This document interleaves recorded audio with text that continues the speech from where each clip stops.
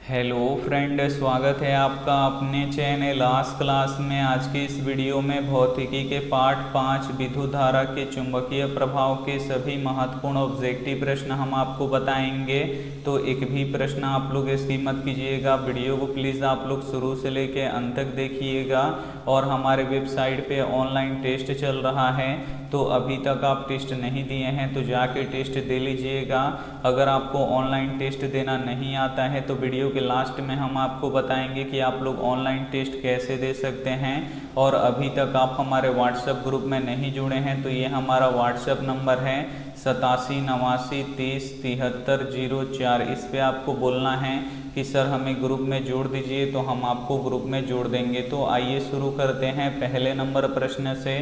तो पहला नंबर प्रश्न है कि जो लोहे तथा चुंबकीय पदार्थ को अपनी ओर आकर्षित करता है तो उसे क्या कहते हैं। काफ़ी महत्वपूर्ण प्रश्न है। यहाँ पे आपको बताना है कि जो लोहे तथा चुंबकीय पदार्थ को अपनी ओर आकर्षित करता है उसे क्या कहते हैं, तो उसे चुंबक कहते हैं। यहाँ पे ए वाला ऑप्शन बिल्कुल ही सही हो जाएगा। और वैसा पदार्थ जो चुंबक की तरफ आकर्षित नहीं होता है उसे अचुंबकीय पदार्थ कहते हैं। तो इसे भी साथ में आपको याद रखना है। आइए देखते हैं अगला प्रश्न। दो नंबर प्रश्न है कि चुंबक के कितने ध्रुव होते हैं। ये काफ़ी महत्वपूर्ण प्रश्न है, ये आपके बोर्ड परीक्षा के लिए। यहाँ पे आपको बताना है कि चुंबक के कितने ध्रुव होते हैं। तो चुंबक के 2 ध्रुव होते हैं। यहाँ पे ए वाला ऑप्शन बिल्कुल ही सही हो जाएगा। पहला होता है एन ध्रुव यानी उत्तरी ध्रुव और दूसरा होता है एस ध्रुव यानी दक्षिणी ध्रुव। तो इसे भी साथ में आपको याद रखना है। आइए देखते हैं अगला प्रश्न। 3 नंबर प्रश्न है कि चुंबक के सजातीय ध्रुवों में क्या होता है। ये भी काफ़ी महत्वपूर्ण प्रश्न है। यहाँ पे आपको बताना है कि चुंबक के सजातीय ध्रुव यानी एक जैसे ध्रुवों में क्या होता है। तो यहाँ पे देखिए एक जैसा ध्रुव है एस ध्रुव और एस ध्रुव, और यहाँ पे भी एक जैसा ध्रुव है एन ध्रुव और एन ध्रुव। तो यहाँ पे पूछ रहा है कि चुंबक के सजातीय ध्रुवों में क्या होता है। तो ये एक दूसरे में कभी भी नहीं चिपकते हैं, ये एक दूसरे को विकर्षण करते हैं। तो चुंबक के सजातीय ध्रुवों में क्या होता है, तो विकर्षण होता है।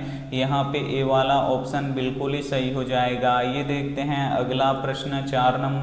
4 नंबर प्रश्न है कि चुंबक के विजातीय ध्रुवों में क्या होता है। यहाँ पे आपको बताना है कि चुंबक के विजातीय ध्रुव यानी अलग अलग ध्रुवों में क्या होता है।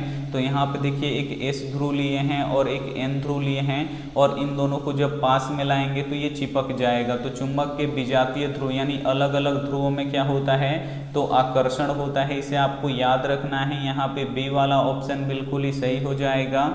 और एक जैसे ध्रुवों में क्या होता है, तो विकर्षण होता है। तो ये भी साथ में आपको याद रखना है। आइए देखते हैं अगला प्रश्न। 5 नंबर प्रश्न है कि इनमें से चुंबकीय पदार्थ कौन सा है। इसमें से आपको बताना है कि चुंबकीय पदार्थ कौन सा है। तो चुंबकीय पदार्थ किसे कहते हैं, तो जो चुंबक की तरफ आकर्षित होता है या चुंबक में चिपक जाता है उसे चुंबकीय पदार्थ कहते हैं। तो यहाँ पे जो कागज है ये चुंबक में नहीं चिपकता है, तो यहाँ पे कागज अचुंबकीय पदार्थ हो जाएगा। और प्लास्टिक भी नहीं चिपकता है, तो ये भी क्या हो जाएगा, अचुंबकीय पदार्थ हो जाएगा। लेकिन जो लोहा होता है ये चुंबक में चिपक जाएगा, तो लोहा यहाँ पे चुंबकीय पदार्थ हो जाएगा। यहाँ पे सी वाला ऑप्शन बिल्कुल ही सही हो जाएगा। और जो पीतल होता है ये भी चुंबक में नहीं चिपकता है, तो पीतल भी यहाँ पे अचुंबकीय पदार्थ हो जाएगा। तो इसे भी साथ में आपको याद रखना है। आइए देखते हैं अगला प्रश्न। 6 नंबर प्रश्न है कि इनमें से अचुंबकीय पदार्थ कौन सा है। इसमें से आपको बताना है कि कौन अचुंबकीय पदार्थ है। तो जो निकेल होता है ये चुंबक में चिपक जाता है, तो ये चुंबकीय पदार्थ है। और जो कोबाल्ट होता है ये भी चुंबक में चिपक जाता है, तो ये भी चुंबकीय पदार्थ है। और जो लोहा होता है ये भी चुंबक में चिपक जाता है, तो ये भी चुंबकीय पदार्थ है। लेकिन जो पीतल होता है ये चुंबक में नहीं चिपकता है, तो यहाँ पे पीतल अचुंबकीय पदार्थ हो जाएगा। तो यहाँ पे डी वाला ऑप्शन बिल्कुल ही सही हो जाएगा। आइए देखते हैं अगला प्रश्न।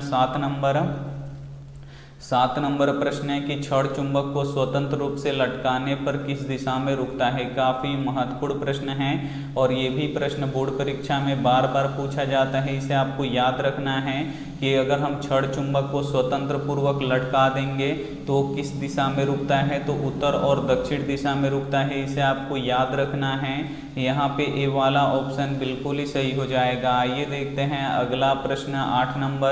8 नंबर प्रश्न है कि विद्युत धारा के के चुंबकीय प्रभाव का खोज किसने किया था? काफ़ी महत्वपूर्ण प्रश्न है और ये भी प्रश्न फाइनल बोर्ड परीक्षा में पूछा जाता है। इसे आपको याद रखना है कि विद्युत धारा के चुंबकीय प्रभाव का खोज किसने किया था? तो ओस्टर्ड ने किया था। इसे आपको याद रखना है। यहाँ पे बी वाला ऑप्शन बिल्कुल ही सही हो जाएगा। आइए देखते हैं अगला प्रश्न 9 नंबर प्रश्न है कि वैसा धारा जो एक ही दिशा में प्रवाहित होता है उसे क्या कहते हैं? यहाँ पे आपको बताना है कि वैसा धारा जो एक ही दिशा में प्रवाहित होता है उसे क्या कहते हैं? तो उसे दिष्ट धारा यानी डीसी करंट कहते हैं। यहाँ पे ए वाला ऑप्शन बिल्कुल ही सही हो जाएगा। और डीसी करंट कहाँ से उत्पन्न होता है? तो ये बैटरी से निकलता है, तो ये भी साथ में आपको याद रखना है। आइए देखते हैं अगला प्रश्न 10 नंबर प्रश्न है कि वैसा धारा जिसका मान बदलते रहता है उसे क्या कहते हैं? काफ़ी महत्वपूर्ण प्रश्न है। यहाँ पे आपको बताना है कि वैसा धारा जिसका मान बदलते रहता है उसे क्या कहते हैं?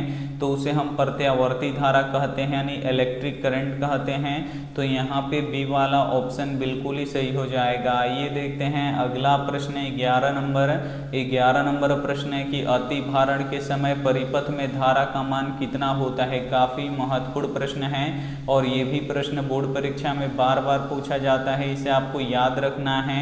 यहाँ पे आपको बताना है कि अति भारण के समय परिपथ में धारा का मान कितना होता है? तो अत्यधिक बढ़ जाता है। इसे आपको याद रखना है। यहाँ पे सी वाला ऑप्शन बिल्कुल ही सही हो जाएगा। आइए देखते हैं अगला प्रश्न 12 नंबर प्रश्न है कि फ्यूज के तार किस प्रकार के पदार्थ से बना होता है? काफ़ी महत्वपूर्ण प्रश्न है। यहाँ पे देख सकते हैं जो ये फ्यूज तार है ये किस प्रकार के पदार्थ से बना होता है? तो जिसका गलनांक कम तथा प्रतिरोध अधिक होता है उस पदार्थ से बना होता है। तो यहाँ पे ए वाला ऑप्शन बिल्कुल ही सही हो जाएगा। आइए देखते हैं अगला प्रश्न 13 नंबर प्रश्न है कि फ्यूज विद्युत परिपथ के किस क्रम में जोड़ा जाता है? यहाँ पे आपको बताना है कि जो फ्यूज होता है वो विद्युत परिपथ में किस क्रम में जोड़ा जाता है? तो श्रेणी क्रम में जोड़ा जाता है। इसे आपको याद रखना है। यहाँ पे ए वाला ऑप्शन बिल्कुल ही सही हो जाएगा। आइए देखते हैं अगला प्रश्न 14 नंबर प्रश्न है कि बिजली की घंटी किस सिद्धांत पे कार्य करता है? काफ़ी महत्वपूर्ण प्रश्न है ये आपके बोर्ड परीक्षा के लिए। यहाँ पे आपको बताना है कि बिजली की घंटी किस सिद्धांत पे कार्य करता है? तो जो बिजली की घंटी होता है ये चुंबकीय प्रभाव के सिद्धांत पे कार्य करता है। इसे आपको याद रखना है। यहाँ पे सी वाला ऑप्शन बिल्कुल ही सही हो जाएगा। आइए देखते हैं अगला प्रश्न 15 नंबर प्रश्न है कि विद्युत फ्यूज किस सिद्धांत पे कार्य करता है? यहाँ पे आपको बताना है कि जो ये विद्युत फ्यूज होता है ये किस सिद्धांत पे कार्य करता है? तो ये ऊष्मीय प्रभाव के सिद्धांत पे कार्य करता है। इसे आपको याद रखना है। यहाँ पे ए वाला ऑप्शन बिल्कुल ही सही हो जाएगा। आइए देखते हैं अगला प्रश्न 16 नंबर प्रश्न है कि डायनेमो से कैसी धारा प्राप्त होती है? काफ़ी महत्वपूर्ण प्रश्न है और ये भी प्रश्न फाइनल बोर्ड परीक्षा में पूछा जाता है। इसे आपको याद रखना है। यहाँ पे आपको बताना है कि डायनेमो से कैसी धारा प्राप्त होती है? तो प्रत्यावर्ती धारा भी प्राप्त होती है, दिष्ट धारा भी प्राप्त होती है, यानी दोनों धाराएं प्राप्त होती हैं। तो यहाँ पे सी वाला ऑप्शन बिल्कुल ही सही हो जाएगा। आइए देखते हैं अगला प्रश्न 17 नंबर प्रश्न है कि विद्युत चुम्बक बनाने के लिए किस पदार्थ का प्रयोग किया जाता है? यहाँ पे आपको बताना है कि विद्युत चुम्बक बनाने के लिए किस पदार्थ का प्रयोग किया जाता है? तो नरम लोहा का प्रयोग किया जाता है। यहाँ पे सी वाला ऑप्शन बिल्कुल ही सही हो जाएगा। और विद्युत चुम्बक किसे कहते हैं? तो विद्युत चुम्बक उसे कहते हैं जिसमें चुंबकत्व का गुण उतने ही समय तक विद्यमान रहता है जितने समय तक विद्युत धारा प्रवाहित होता है, और जैसे ही विद्युत धारा हटा लेते हैं तो उसका चुंबक का गुण खत्म हो जाता है। तो यही विद्युत चुम्बक होता है। और विद्युत चुम्बक के लिए हम किस पदार्थ का उपयोग करते हैं? तो नरम लोहा का प्रयोग करते हैं। तो ये भी साथ में आपको याद रखना है। आइए देखते हैं अगला प्रश्न 18 नंबर प्रश्न है कि अस्थायी चुंबक बनाने के लिए किस पदार्थ का प्रयोग किया जाता है? यहाँ पे आपको बताना है कि अस्थायी चुंबक बनाने के लिए किस पदार्थ का प्रयोग किया जाता है। तो अस्थाई चुंबक बनाने के लिए हम इस्पात का उपयोग करते हैं। तो यहाँ पे ए वाला ऑप्शन बिल्कुल ही सही हो जाएगा। आइए देखते हैं अगला प्रश्न 19 नंबर प्रश्न है कि चुंबकीय प्रेरण का खोज किसने किया। काफ़ी महत्वपूर्ण प्रश्न है ये भी आपके बोर्ड परीक्षा के लिए। यहाँ पे आपको बताना है कि चुंबकीय प्रेरण का खोज किसने किया, तो माइकल फैराडे ने किया, इसे आपको याद रखना है। यहाँ पे ए वाला ऑप्शन बिल्कुल ही सही हो जाएगा। आइए देखते हैं अगला प्रश्न 20 नंबर प्रश्न है कि विद्युत धारा उत्पन्न करने वाली युक्ति को क्या कहते हैं। काफ़ी महत्वपूर्ण प्रश्न है ये आपके बोर्ड परीक्षा के लिए। यहाँ पे आपको बताना है कि विद्युत धारा उत्पन्न करने वाली युक्ति को क्या कहते हैं, तो जनित्र कहते हैं, इसे आपको याद रखना है। और ये प्रश्न बोर्ड परीक्षा में बहुत बार पूछा गया है, तो इसे भी साथ में आपको याद रखना है। आइए देखते हैं अगला प्रश्न 21 नंबर प्रश्न है कि विद्युत जनित्र किस सिद्धांत पे कार्य करता है। यहाँ पे आपको बताना है कि जो विद्युत जनित्र होता है ये किस सिद्धांत पे कार्य करता है, तो विद्युत चुंबकीय प्रेरण के सिद्धांत पे कार्य करता है, इसे आपको याद रखना है। यहाँ पे डी वाला ऑप्शन बिल्कुल ही सही हो जाएगा। आइए देखते हैं अगला प्रश्न 22 नंबर प्रश्न है कि डायनेमो यांत्रिक ऊर्जा को किस रूप में बदलता है। यहाँ पे आपको बताना है कि डायनेमो यांत्रिक ऊर्जा को किस रूप में बदलता है, तो यांत्रिक ऊर्जा को विद्युत ऊर्जा में बदलता है, इसे आपको याद रखना है। यहाँ पे बी वाला ऑप्शन बिल्कुल ही सही हो जाएगा। आइए देखते हैं अगला प्रश्न 23 नंबर प्रश्न है कि घरों में विद्युत दुर्घटना किस कारण से होता है। यहाँ पे आपको बताना है कि घरों में विद्युत दुर्घटना किस कारण से होता है, तो शॉर्ट सर्किट के कारण से होता है, इसे आपको याद रखना है। यहाँ पे बी वाला ऑप्शन बिल्कुल ही सही हो जाएगा। आइए देखते हैं अगला प्रश्न 24 नंबर प्रश्न है कि विद्युत मोटर विद्युत ऊर्जा को किस रूप में बदलता है। यहाँ पे आपको बताना है कि जो विद्युत मोटर होता है ये विद्युत ऊर्जा को किस रूप में बदलता है, तो ये यांत्रिक ऊर्जा के रूप में बदलता है, इसे आपको याद रखना है। यहाँ पे ए वाला ऑप्शन बिल्कुल ही सही हो जाएगा। आइए देखते हैं अगला प्रश्न 25 नंबर प्रश्न है कि मोमबत्ती रासायनिक ऊर्जा को किस रूप में बदलता है। यहाँ पे आपको बताना है कि जो मोमबत्ती होता है ये रासायनिक ऊर्जा को किस रूप में बदलता है, तो प्रकाश ऊर्जा के रूप में बदलता है, इसे आपको याद रखना है। यहाँ पे बी वाला ऑप्शन बिल्कुल ही सही हो जाएगा। ये देखते हैं अगला प्रश्न 26 नंबर प्रश्न है कि सोलर सेल प्रकाश ऊर्जा को किस रूप में बदलता है। यहाँ पे आपको बताना है कि जो सोलर सेल होता है ये प्रकाश ऊर्जा को किस रूप में बदलता है, तो प्रकाश ऊर्जा को सीधे ये विद्युत ऊर्जा में बदलता है, इसे आपको याद रखना है।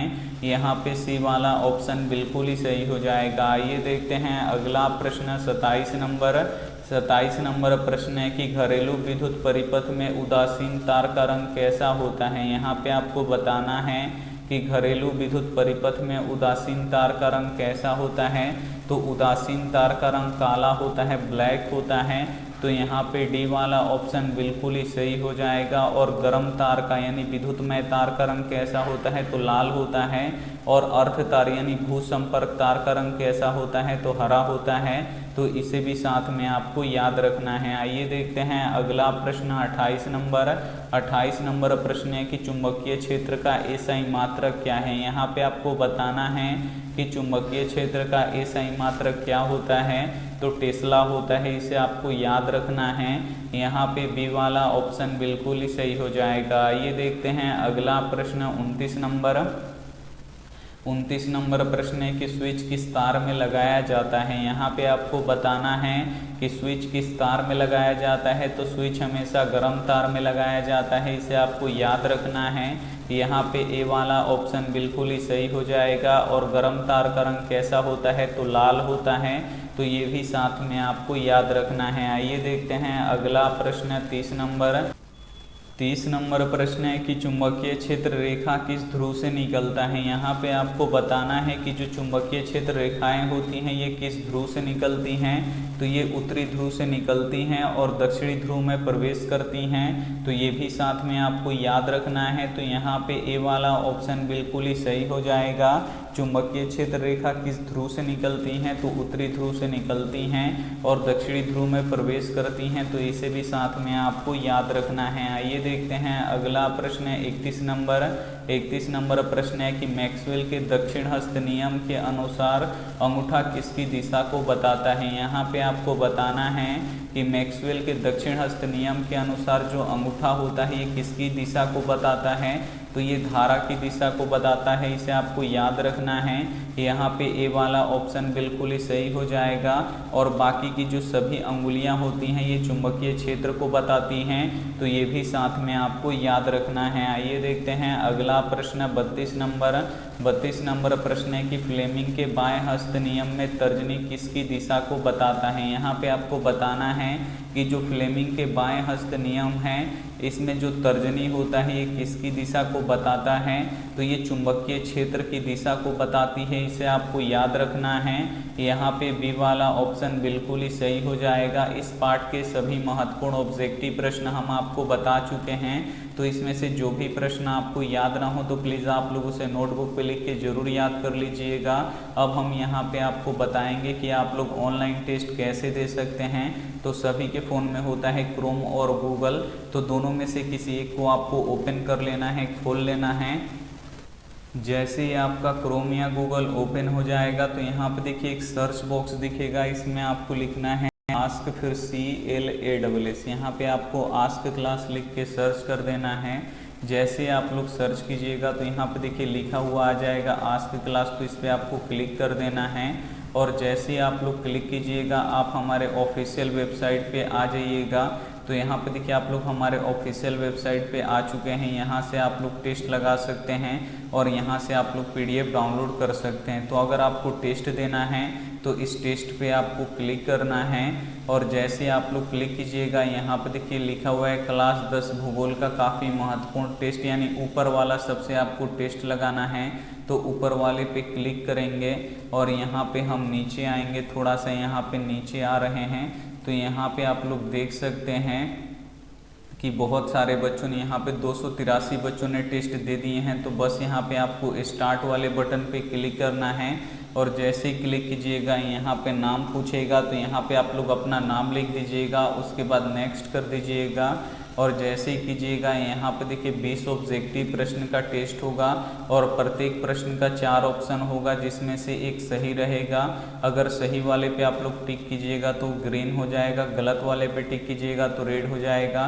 तो यहाँ पे पूछ रहा है कि मध्य पूर्व रेलवे का मुख्यालय कहाँ है, तो हाजीपुर में है। तो देखिए सही है तो ग्रीन हो गया, अगर गलत करते तो रेड हो जाता। अब हम यहाँ पे दूसरा वाला क्वेश्चन गलत करेंगे कि भारत के किस राज्य में सर्वाधिक चीनी मिल है, तो उत्तर प्रदेश में है, लेकिन हम बिहार पे टिक करेंगे तो देखिए वो गलत हो गया और जो सही आंसर है वो आपको बता देगा। तो ऐसे ही आपको 20 प्रश्नों का टेस्ट देना है और यहाँ से आप लोग PDF डाउनलोड कर सकते हैं।